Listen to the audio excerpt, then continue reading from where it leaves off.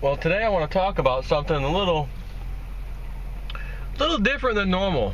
And I don't know if I've ever spoken about this before, but I've certainly looked into it and even downloaded the program. And it's a program called basically the Bible Code. And I've seen documentary little, History Channel specials on this going back several years ago.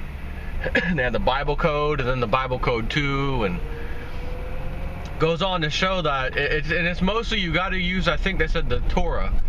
And if you get this program, I think there's the Old Testament, the New Testament, as far as King James version goes, and then the Torah.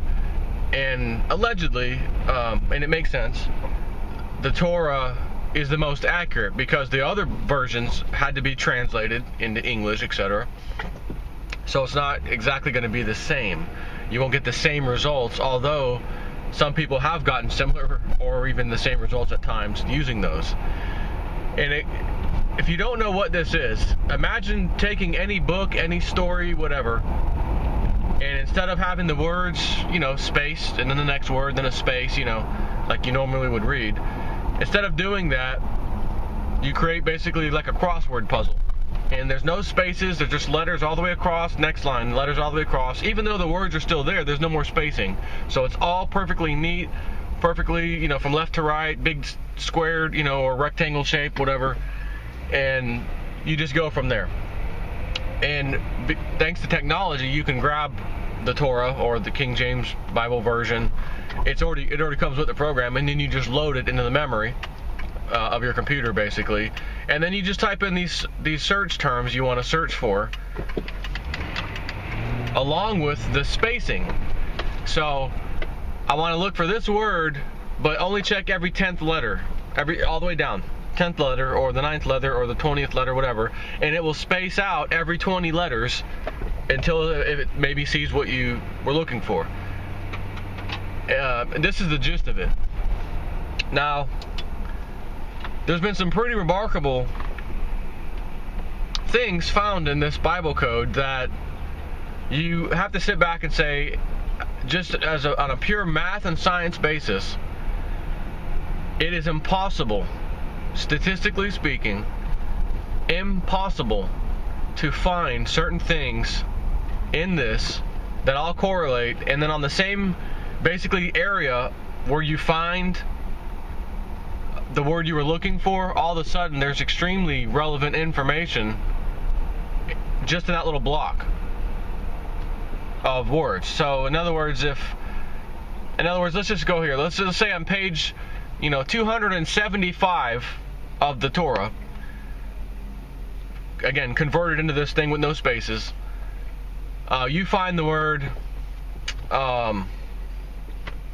Osama bin Laden. You search for that. Of course, you know to search for it now because 9/11 already happened. The point of this is that it doesn't matter when it happened, because the Bible and the Torah, whatever, were written so long ago, you can't say, oh, well, that someone just found that today and they must have put it in there. No. No. It was already there.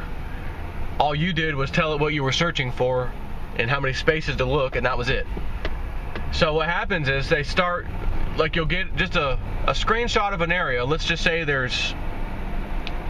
technically speaking, there's maybe 300 words in this little square particular section that you found Osama bin Laden. So then once they do that, they stop using the program, although they can still search it within that area, and they're looking themselves for certain things that stand out words. And all of a sudden, you find the words like terror attack, buildings will fall, things like that. Completely related.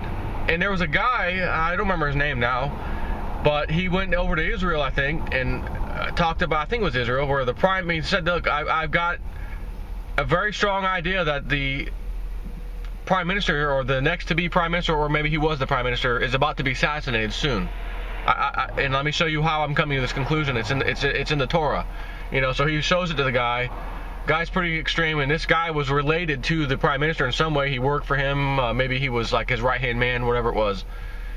But at the same time, he's like, "What? I can't believe this." Next thing you know, the guy's assassinated. just who he said would be based off of this research he did in using the Bible code stuff. Now, that's all I'm going to give you right now on that, because the point of this is you can go look this stuff up yourself. And there's a couple of videos I just watched recently of a girl, and I say recently as in like November of last year, so just a couple months ago, and she has a part 1 and a part 2 of this particular video she's done, where the Bible code, she's showing you what she found in the Bible code for the year 2015 and 2016. And I think there's some of it even shows 2014. The keywords that are coming up are incredible. Do you remember, which I know you do, because if you've been listening to me, I've mentioned this before, and recently. Do you remember blood moons? Lindsey Williams even, right? Blood moons. You got Christine Lagarde, head of the IMF, going on this weird, absurd, and extremely occult rant on live television about cycles of 7 and the importance of 7 and 7 and the 7 and cycles of 7. It just kept going on. What the? You're an International Monetary Fund head. What the hell are you talking about? Is some kind of witchcraft special tonight? It was for a reason. It's the club, letting the club know. 7 years. Every 7 years we have a crash. This 7 years, which ends, guess when? September of 2015, same timeline Lindsey Williams said that the crash is going to happen. So that was probably their way of just reminding themselves, their elitist friends, hey, cycles of 7, pay attention to the cycle. This one of 7 particularly is my opinion why she said that. So there's a guy, I think his name was John or Jonathan Kahn, like Khan or something like that, or Chcahn, something like that. And he's been talking about this particular cycle, kind of like these Jewish holidays, you know, where you have these interesting events every now and then, right, that happens on specific Jewish holidays, and, you know, again, tied into the 7 and the blood moons and all this and that. And these blood moons that we're experiencing right now, the very first one that started, which was last year, happened right around the time we had these 2 missing airliners and all that stuff, right? Now we're like at, I think there's some date that just happened on yesterday, basically January 5th, that is tied into the blood moons. I'm not sure how that tied in, I don't remember, but you can already see some things happening around the world. We got a couple planes lost again, right? Whatever. Got some other problems, and this guy in particular, Jonathan Kahn, I'm going to call him that because I think that's his last name, talks about these cycles, and this other cycle, I think it's another Jewish-related holiday / cycle, and I hope I pronounced this right, but it's something like Shemitah. I believe it is pronounced Shemitah or Shemitah, like SMH, or maybe SHMITAH or TA. It's spelled a couple different ways from what I've seen. And he was on this show talking actually to a preacher or something along those lines, where I saw him. This is before I saw the Bible code, by the way, recently, this girl's Bible code thing. And he's talking about the cycle of 7 and the Shemitah, and he's like, every single stock market crash that we've ever experienced, it was on this date. He says, I'm not going to just tell you the time frame. It's down to the day, to the second, to the hour, practically. Every time, from 1987 to the 2000 crash, to the 2008 crash, and to the one that's going to be coming in when? September 2015. Oh, another guy. Interesting. So this girl who does the Bible code research, I'm listening to all these things she's finding regarding the years 2015, 2016, economic crash, USA, downfall, America, downfall, Barack, Obama, dictator. I mean, again, these are all words found in a relatively tiny area of the Bible using the Bible code software, like, again, kind of like a crossword puzzle once you do this. And then you can find the words going sideways, diagonal, you know, and they're there. And they're all extremely relevant. So she keeps going. Oh, here's another one. Oh, blood moons. Moons, red, blood. Blood moon. Blood moons. Found twice. Oh, this one's found 3 times in the same area. There's Shemitah regarding 2015. And the word blood moons next to it. Oh. Interesting. Oh my God, Jonathan Kahn. His name is in there. Next to him, Blood Moon. Over here, Smita. You got to be kidding me. No, it's right there for anyone to see. Of course, the version they're talking about is the Torah. And I can't read that, so I can't help with that. But it was very interesting that all of these things regarding the years 2015 and 2016, honestly, are pretty much what we've all been waiting for. The big economic collapse, the word comet and fire from sky, and all this was in there too, by the way. Same time frames. So that's another interesting aspect. It's all there. And I'm thinking, well, I know other people can read the Torah, so if what this person's saying is a lie right now, they would be all over YouTube in the comment section just ripping them apart. Doesn't say that, that's not even the right letter, you know. And there's none of that. None of it. So, what does this mean? I honestly think, whether the elite have their crap together or not, they're falling behind in Syria, they're doing this, they're not pulling off the stuff they need to pull off. In the word war, and World War, and war, and famine, it was in there. Now, naturally, famine and war in the Bible, of course it's there. But again, it's all in a very tiny section, and not necessarily in the proper word, usage or whatever across the screen. It may have been it may have been a part that had never, if you read it, in other words, if you space the words back out in that section, back to where they belong, and you actually read it word for word, you wouldn't see the word war or famine or any of that stuff. It's when you do the spacing and the Bible code thing on it that it stands out. And then all of a sudden, okay, there's war, there's famine, there's, United States, downfall, dictator, Barack, his name's in there, Obama's in there.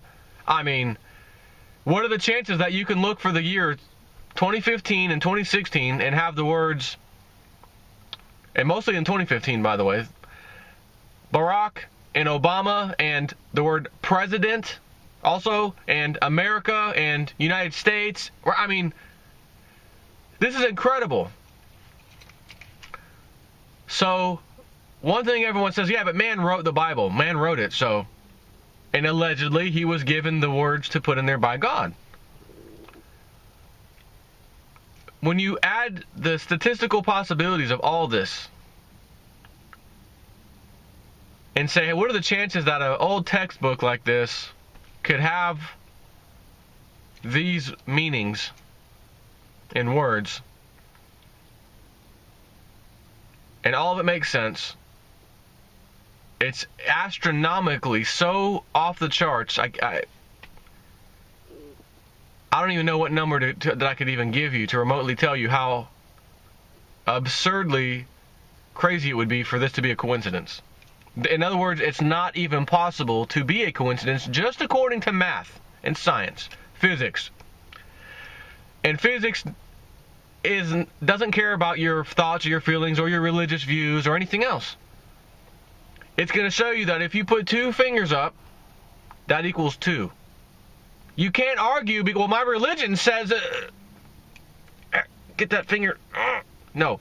That's math and science fighting back, telling you it doesn't give a crap. 1 plus 1 is 2. 2 plus 2, 4. You can't argue it. In any language, you can't argue it. And this same thing applies. So, I do truly believe, again, with Lindsey Williams' thing, and they're falling behind in Iraq or Syria and all that stuff, they may go to plan F way down the line and say, we got to go to war. Let's go. None of this thing's going our way. We can't deal with this. Just go to war. And they pull the trigger.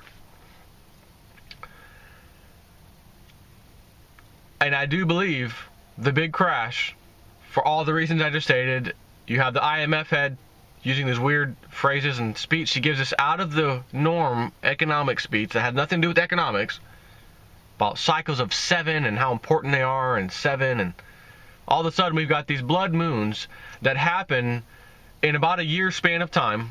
So it started late last year, and then they end September of this year, 2015. And the number of blood moons, I believe, is 4 total. And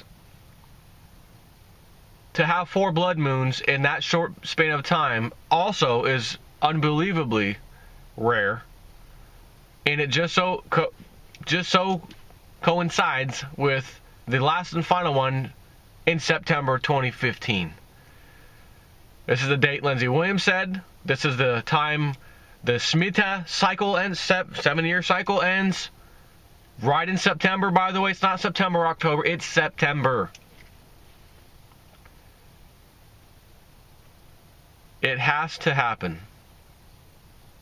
Has to happen. Oh, but the Dow Jones was down 300-something points yesterday, man, off of the Greek news, the Greek leaving the Euro news. So what if it drops 300, and then at the end of the month it drops another 300, and your 18,000 Dow turns into 17,000. Then maybe by September it's 16,000. Okay, I did shed 2,000 points, but man, it was already 18. It's only 16,000. Big deal, right? Big deal. It's not that big of a deal. And then September comes around, and then the floor falls out. And I think this time it's not just going to be a collapse. There'll be they're going to hit you with a bunch of different things all around the same time. We got another thing. It reminds me, Bible Code 2015, along with those other words, starting in 2014 when she started the 2014 Bible Code thing. Ebola virus outbreak, things like that. Ebola named. Same area of this particular search term. Not Ebola, the other word she was looking for. And standing out in front of your face, Ebola virus outbreak. He will make them sick. Like a phrase like, he will make them sick, things like that. And yes, actually the word Ebola. So, I mean, again, it's like crazy impossible for this to be a coincidence. I don't know how, I don't know why, and to be honest with you, the way as my little scientific view is, I don't care. I don't care how, and I don't care why.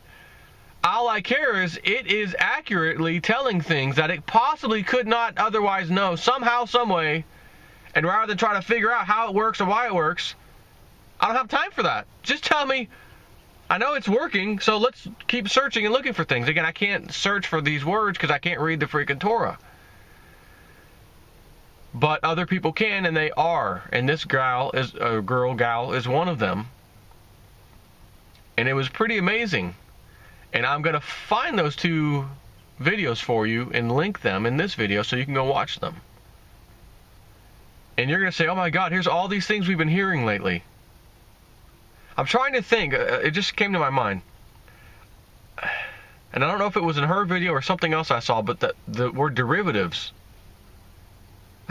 Like I almost thought someone who did Bible code research found the word derivatives, which is going to be what caused the big collapse. And just quickly, I just found this out because the data came out very recently. We all heard that the Congress, right, the other day passed this huge $1.1 trillion budget for the United States for 2015, and in that bill was Citigroup legislation that says derivatives will be bailed out by the FDIC insurance / taxpayer. And they freaking bastards passed it. And then it says early on this year, last year, like this first quarter or something like that, or first or second quarter, Citigroup added a $1 trillion amount of derivatives to their current holdings. The latest quarterly report just came out after this vote happened, and they allowed them to now be taxpayer bailed out. And they've added, I think, an additional $9 trillion. So that makes $10 trillion. To Citigroup's derivatives. They have now passed the big giant JP Morgan, and now of all of our American too big to fails, Citigroup is the largest derivatives holder. And Citigroup wrote the legislation in advance before their numbers came out to show they just increased their derivatives 10 trillion total. Now it's law, it's passed. Don't worry about it. Because whatever the next quarterly report is, I can't wait to see how much more they've dumped on there. And it makes you wonder, is Citigroup,